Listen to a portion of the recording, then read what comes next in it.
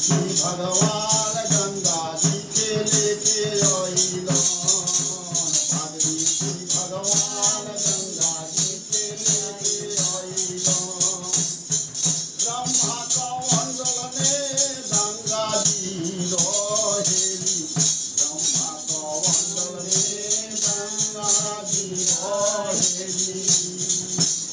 एक बूंद गंगा जी देली भागीरथी के कहली जे चतुर सुजान धार कवन सम्हारी धार कवन सम्हारी शिव जाता जोगिया आसन लगैलन गंगा जी के धार अब शिवजी सम्हारी शिव सम्हारी गंगा जी के धार शिव भोला जी सम्हारी है गंगा जी के धार शिव भोला जी सम्हारी है ब्रह्म लोक से गंगा जी आई शिव दशा समा गई शिव के जटा में समा गई शिव के जटा में समा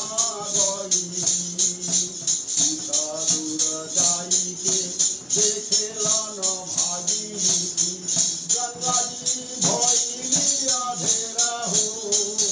शिव के जटा में गंगा जी समा गई शिव के जटा में गंगा जी समा गई कठोर तपस्या शिवजी के पैलन होके भागीरथी कठोर तपस्या शिवजी के कैल शिवदानी जी गंगा जी के हमरा के दे देहो शिवदानी जी गंगा जी के हमरा के दे देहो मोर पुरुष के होई वरदान बड़ा पुरुष के होई वरदान एक जटा से एक धार बहेला पहिले कसदमा मंदाकिनी हो एक धार एक जटा से बहेला आई गई गंगा महारानी हो एक धारा एक जटा से बहेला वही गई प्रभासी महारानी कहाँ पर पताल में चली गई तीन जटा से तीन धार देखला एक जटा से बहेला मंदाकिनी नाम धरवली दोसर जटा से गंगा जी बहेली भागीरथी नाम धरवली हो तीसर जटा से गंगा जी बहेली प्रभाती नाम धरवली हो त्रिगुण सीतायब गंगा जी बहेली त्रिगुण नाम धरवली हो गंगा जी अइली सबके दुखावा मिटवली गंगा जी अइली सबके दुखावा मिटवली गंगा जी अइली सबके प्यास मिटवली बिना जल के कोई जीवन न बाजी ओ गंगा जी अइली सबके प्यास मिटवली गंगा जी अइली सबके तार न पैली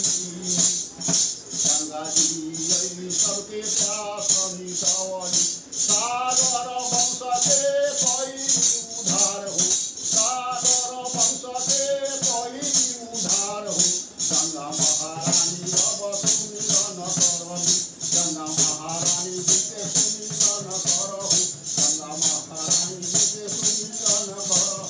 करितारण अब होई है तोहार हो तू वैकुंठ के करब सिधार हो तू वैकुंठ के करब सिधार हो तीन कोस गुण में से बारे बैकुंठिया यहाँ भगवान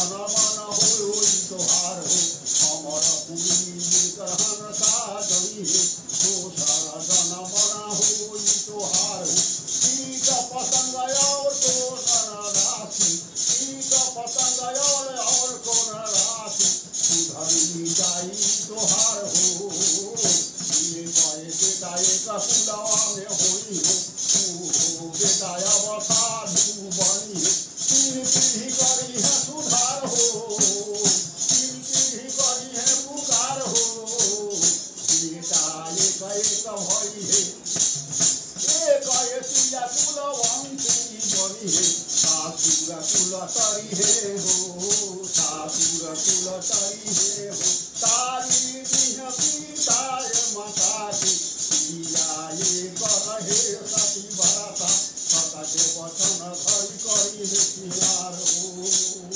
बोलिए शंकर भगवान भगवान की की जय। अच्छा तो